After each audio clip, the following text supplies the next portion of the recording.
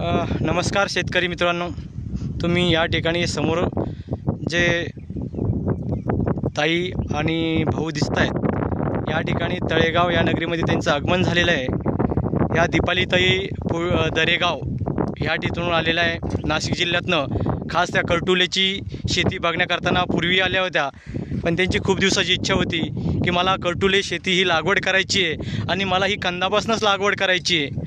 त्यासाठी ते कंद विकत घेण्यासाठी, परचेस करण्यासाठी तळेगाव छत्रपती संभाजीनगर या ठिकाणी ते आल्यात आणि आज त्यांच्या स्वतःच्या हाताने माझ्या शेतातील कंद वेचण्याचं काम ते करताय। म्हणजे डायरेक्ट त्या शेतकऱ्यांच्या बांधावर येऊन सनी कंद खरेदी करतायत। या ठिकाणी जवळपास कंदाची बुकिंग पूर्णपणे संपलेली आहे। आशा करेल मलाही तुम्हाला आनंद आहे की तुम्ही हा व्हिडिओ बघून माझ्याकडे लगेच संपर्क साधाल, फोन करशाल।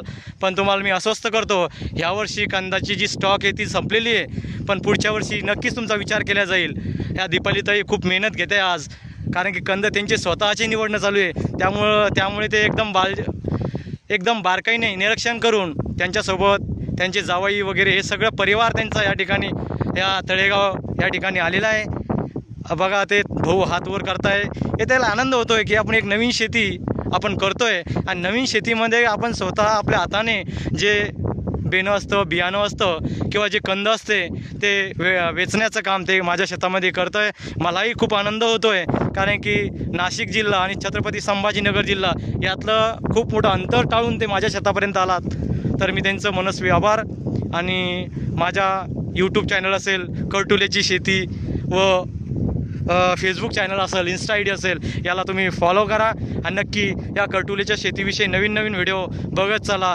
जूनपासून आपण 15 मेची जी लागवड आहे ही लाईव्ह करणार आहोत। ज्या शेतकऱ्यांना करटुलेची शेती लागवड करायची आहे तर ते या ठिकाणी या फेसबुक, यूट्यूब, इन्स्टाला बघू शकता।